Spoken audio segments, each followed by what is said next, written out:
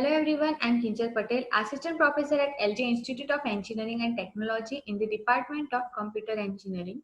So here is the part 1 of chapter 3, Parsing Theory, lecture number 6. Now we are seeing the example of LL1 parsing from last 2 lectures. So we will continue with that example in this video lecture and we will perform the remaining steps. So these are the steps to construct LL1 parser. And we have performed first 3 steps till now. Now in this lecture, we will construct predictive parsing table and we will parse the input string using that parsing table. So these are the rules to construct predictive parsing table. But before learning these rules, let me show the parsing table. So parsing table consists of number of non-terminals. So the row of table represent non-terminal symbols and the column represent terminal symbols including dollar. So LL1 parsing table consists of non-terminal, terminal and dollar symbol. Now rules to construct predictive parsing table. So first rule is for each production A produce alpha of the grammar, do steps 2 and 3. So step number 2 is for each terminal A in first of alpha, add A to alpha to M which is our table name, and A denote non-terminal symbol and small a is first of alpha. So if A is in first of alpha, then add this production to the shell of A. Now, if null is in first of alpha, so while we are finding the first of alpha, if we found null in first of alpha, then we will add A to alpha to table M, A on B symbol, where B is a follow of A. So if null is in alpha, then we will check for the follow of A symbol and we will add the for A to alpha in the follow of A. And if null is in first of alpha and also dollar is in follow of A, then we will add A to alpha in dollar also. And fourth rule is make each undefined entry of M be error. Okay, so these are the rules to construct predictive parsing table. You will get more idea when we'll apply this rule in parsing table. Okay, now here is the given grammar. Now first statement is E produce T dash.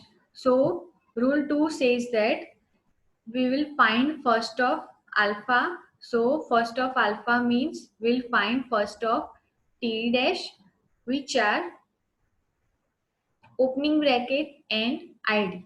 So first of T dash is opening bracket and ID. Okay, now our production is E produce T dash and E is the left hand side non-terminal. So we will add this statement in E on opening bracket and E on ID. E on opening bracket and E on ID. So we will add this statement in opening bracket and in ID. Now next statement is E dash produce plus T dash. As you can see that E dash has two alternatives, plus T dash and null. So now we are finding the follow of plus T dash only. As E dash has first plus and null, but we are finding first of plus T dash. So first of plus T dash is plus only. So we will add this statement to from E dash to plus. So we will add E dash produce plus T dash in E dash on plus.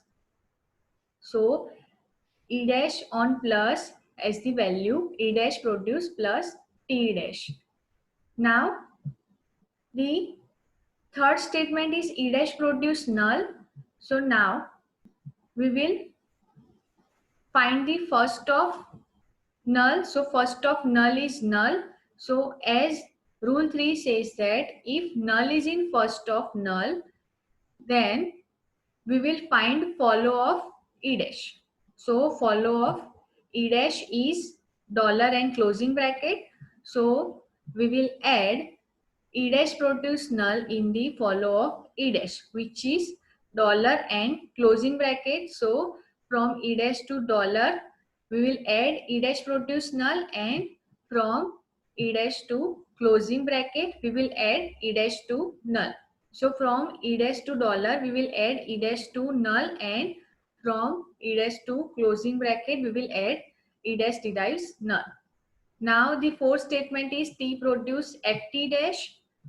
So we will find first of FT dash and we'll apply rule 2. So first of FT dash is opening bracket and ID. Okay. Now we will add T to FT dash in T on opening bracket and T on ID. So we will add T on opening bracket and T on ID. Now the fourth statement has two alternatives, T dash produce star FT dash and T dash produce null. So first of T dash is star and null, but we are finding first of star FT dash, which is star only. Okay, and next alternative is T dash produce null, which has first null. So first of star FT dash is star only. So we will add this statement in star only. So from T dash to star, we will add T dash produce star FT dash. And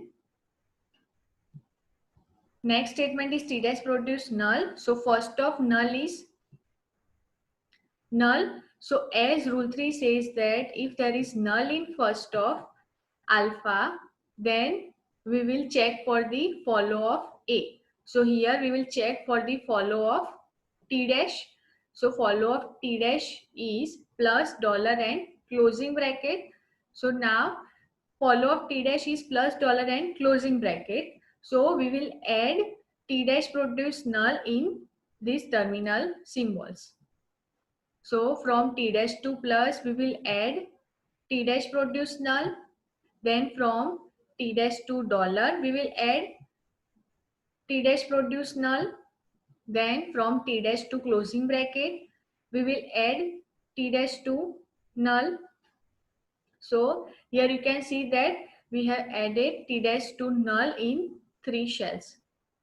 Now the next statement is F produce opening bracket E closing bracket and ID. So F has two alternatives, and first of F is opening bracket and ID. But first we are finding first of opening bracket E and closing bracket, which is the right hand side. So first alternative is opening bracket only. So first of opening bracket E and closing bracket is opening bracket only. Now we will add F produce opening bracket E closing bracket to F on opening bracket. So we will add F on opening bracket, F produce opening bracket E and closing bracket. Now the last statement is F produce ID. So we will find first of ID and we'll apply rule 2. So first of ID is ID. So we will add F to ID in F on ID. So we will add F to ID in F on ID. So we have made all the entries from a given grammar. Now we'll make each undefined entry of table be an error. So rest of the blank entries are error. So we have constructed predictive parsing table. Now we want to parse the string using parsing table. Our input string is ID plus ID star ID followed by dollar. Dollar denotes the end of the string. And the data structure used to parse the string are stack, input buffer, and parsing table. Stack is used to store the procedures. Input buffer is used to store the input string, and parsing table is used to store the rules of our given grammar.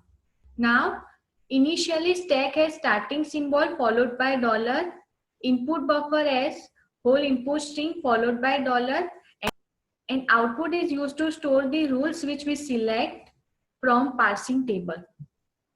Now first we want to replace stack which has symbol E with its right hand side.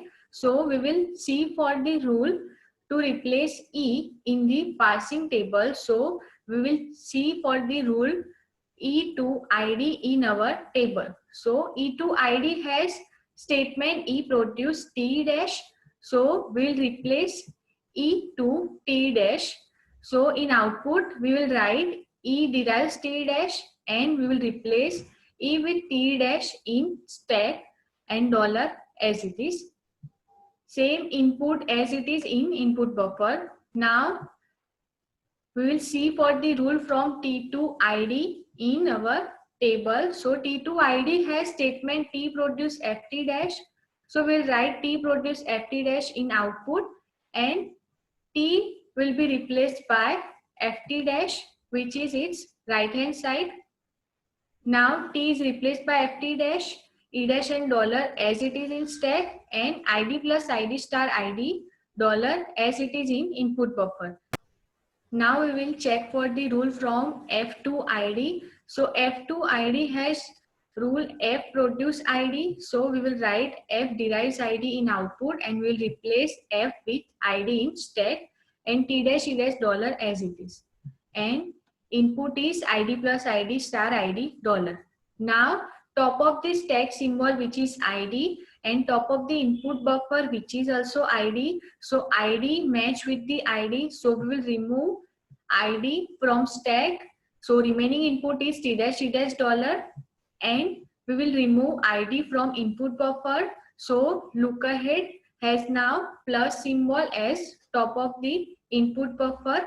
So now we will see for the rule from T dash to plus in parsing table.